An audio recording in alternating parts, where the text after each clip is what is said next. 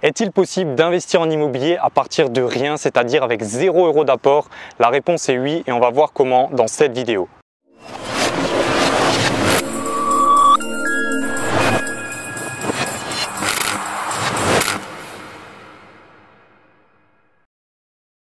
Bonjour les investisseurs efficaces, ici Franck du site immomillion.com. Et on se retrouve aujourd'hui dans le plus grand parc de Berlin, la capitale allemande. Et puis, j'ai rien trouvé d'autre qu'une vieille souche d'arbre pour poser ma caméra. C'est pour ça que je me retrouve par terre. Mais bon, il fait beau et c'est pour ça qu'on va voir ensemble comment investir en immobilier avec 0 € d'apport. Avant de commencer, je vous invite à vous abonner à la chaîne YouTube. Le bouton se trouve juste en dessous de la vidéo. N'oubliez pas la petite cloche à côté du bouton pour recevoir une notification à chaque fois qu'une nouvelle vidéo sortira. Alors avant de vraiment commencer à vous dire comment investir avec 0 € d'apport, je voudrais d'abord répondre à une question, ou plutôt vous enlever un blocage psychologique que certaines personnes ont, c'est que l'immobilier est réservé aux riches. Donc la réponse est tout simplement non. L'immobilier, c'est pas réservé aux riches. C'est vrai qu'il y a certains investissements où il est nécessaire d'avoir un capital de départ, je pense notamment à la bourse, mais l'immobilier, on va voir juste après que ce n'est pas nécessaire d'avoir un capital de départ, donc il faut vraiment que vous mettiez ça en tête. Si vous pensiez ça, il est possible de se lancer en immobilier avec 0 € d'import. C'est vraiment important que vous compreniez ça et c'est pour ça que beaucoup de personnes ont pu se lancer, des personnes jeunes. Moi par exemple j'ai pu me lancer et vous aussi vous pourrez vous lancer grâce à ça. Parce qu'il faut vraiment comprendre que la chose la plus importante en immobilier, c'est vraiment l'effet de levier. Donc comme vous l'avez compris, si nous finalement on ne pose pas 1 € pour investir, il va bien falloir qu'on trouve cet argent quelque part. Et donc on va se tourner vers les banques pour obtenir un financement. Et c'est justement ça la force de l'effet de levier. On se sert de l'argent des autres pour investir et pour s'enrichir. Finalement, on se sert de l'argent de la banque pour acheter notre bien et de l'argent du locataire pour rembourser le crédit à la banque. Alors comme je l'ai déjà dit dans d'autres vidéos, pour réaliser des opérations réellement rentables, il va falloir rechercher des biens délabrés, vétustes, pour derrière les acheter sous le prix du marché. Ça veut dire qu'il va falloir faire des travaux, qu'il y aura des frais de travaux.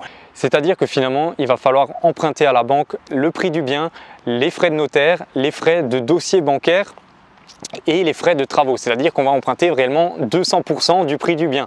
Alors vous vous doutez bien que la banque n'est pas prête à prêter à tout le monde, ou du moins pas dans n'importe quelle condition, et c'est ce qu'on va voir tout de suite. Alors finalement, il faut se poser la question, qu'est-ce que veut une banque au final? La banque, elle est d'accord pour vous prêter de l'argent. Elle vous prête de l'argent, derrière elle reçoit des intérêts en plus, donc elle a tout à y gagner comme vous. Le seul truc, c'est qu'une banque veut prendre vraiment 0 risque, donc elle veut avoir une assurance complète que vous êtes en mesure de la rembourser et qu'il n'y aura pas de problème finalement. Alors qu'est-ce que regarde une banque pour accorder ou non un crédit immobilier? La première chose que va regarder une banque, c'est tout simplement votre situation professionnelle. Alors il ne faut pas se le cacher, la meilleure situation pour emprunter de l'argent, c'est le CDI, parce que c'est la situation la plus stable possible. Si vous êtes par exemple entrepreneur, ça passera un peu moins bien, à moins que vous ayez déjà une certaine expérience derrière vous, que votre entreprise tourne bien, qu'elle existe depuis longtemps. Là, c'est également une très bonne situation pour investir.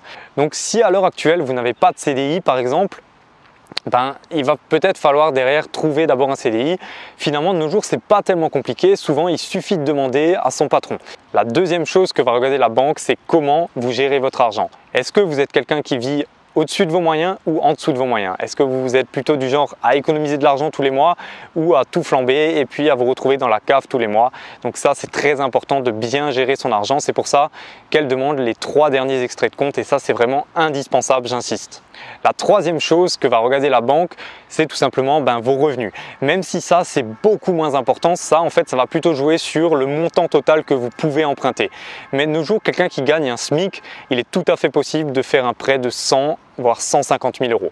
Et enfin, la quatrième chose que va regarder la banque, c'est est-ce que vous avez des dettes en cours? Donc si vous avez des crédits à la consommation, mon premier conseil, c'est de les solder. Remboursez vos crédits à la consommation. Et surtout, n'en faites plus jamais. Le crédit à la consommation, c'est vraiment l'ennemi de l'investisseur. Et puis, la banque va également regarder si vous avez déjà réalisé des investissements immobiliers par exemple. Donc, il faut que, ça j'en ai aussi déjà parlé, il faut que vos investissements précédents soient déjà rentables. Si vous avez un investissement immobilier qui vous coûte, je ne sais pas, 500 € tous les mois, la banque elle va voir que vous ne savez pas tellement investir en immobilier, donc il va falloir remédier à ça. Si c'est votre premier investissement, elle sera peut-être un peu plus méfiante aussi, mais c'est l'occasion de lui prouver que vous êtes capable d'investir. Je vais maintenant encore vous donner 5 conseils pour que vraiment vous soyez sûr de pouvoir investir sans import grâce à l'aide de la banque. La première chose, quand vous allez voir votre banquier pour lui faire la demande de prêt, c'est d'avoir un dossier préparé. Alors, ça paraît un peu bête comme conseil, mais c'est vraiment très important. Il y a des pièces que vous devez avoir, le justificatif de domicile, les 3 derniers revenus, les 3 dernières fiches de salaire, les 3 derniers relevés de compte. Tout ça, ça vous pouvez le trouver sur internet, mais ayez vraiment un dossier préparé. Beaucoup de gens arrivent devant le banquier et il leur manque tel et tel papier. Et ça fait toute la différence, tout simplement. Si le banquier voit que là il manque ça, là il manque ça, ça ne va pas le faire tout simplement.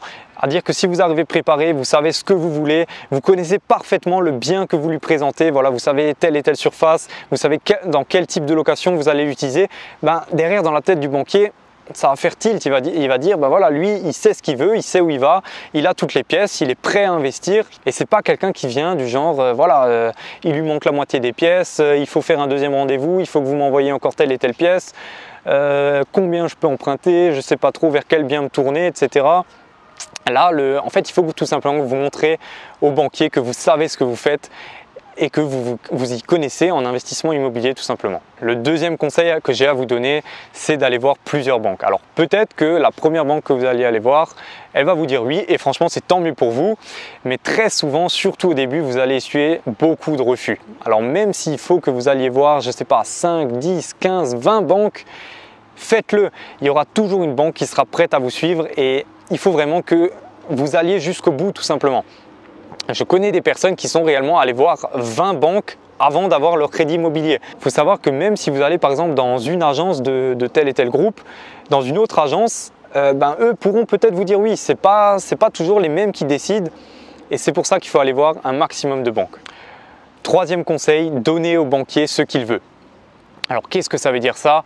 En fait de nos jours, les taux immobiliers sont relativement bas. Et une banque, ce n'est pas forcément le truc qu'elle veut en premier de vous accorder un crédit immobilier. Ce qui l'intéresse un peu plus, c'est plutôt de vous avoir comme client, que vous mettiez vos revenus chez elle, que vous ouvriez des comptes d'épargne, des assurances vie chez elle. Donc, quand vous faites un crédit immobilier, dites à votre banquier que vous êtes prêt à quitter votre banque actuelle pour aller chez eux, pour mettre vos revenus chez eux, vous êtes prêt à migrer tous vos comptes d'épargne, à ouvrir une nouvelle assurance vie, je ne sais pas. Et en fait, il faut un peu que vous voyiez le crédit immobilier pour les banques comme un moyen de vous attirer comme client. Donc voilà, donnez au banquier ce qu'il veut. Quatrième conseil, n'allez pas voir seulement votre banque et surtout pas en premier.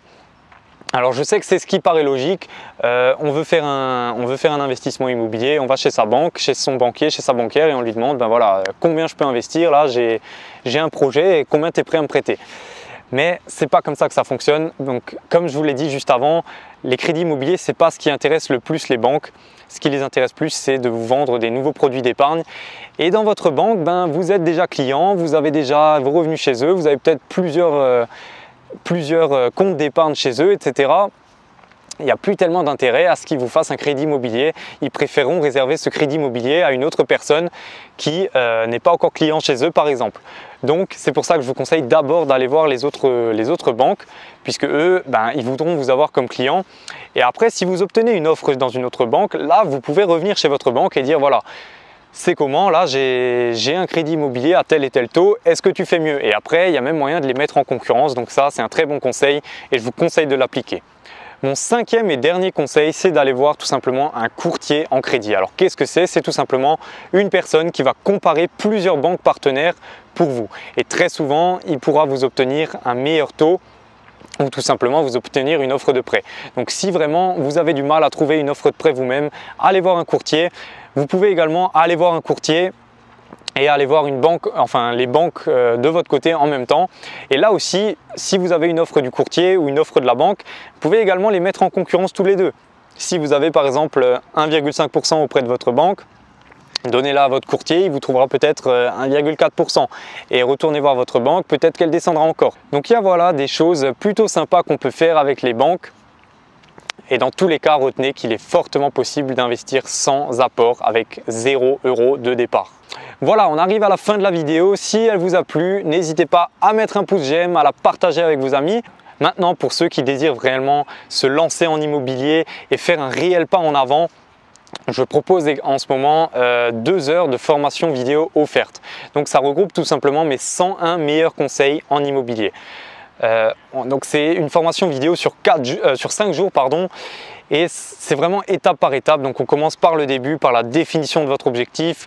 On voit comment rechercher et comment négocier un bien, comment obtenir son financement, encore une fois avec beaucoup d'autres conseils pour vous permettre d'investir en immobilier avec 0 € d'apport, donc de faire partie des investisseurs efficaces qui gagnent réellement de l'argent en immobilier. Si ça vous intéresse, je vous mets le lien dans la description et on se retrouve tout de suite dans cette formation et moi je vous dis à bientôt, ciao.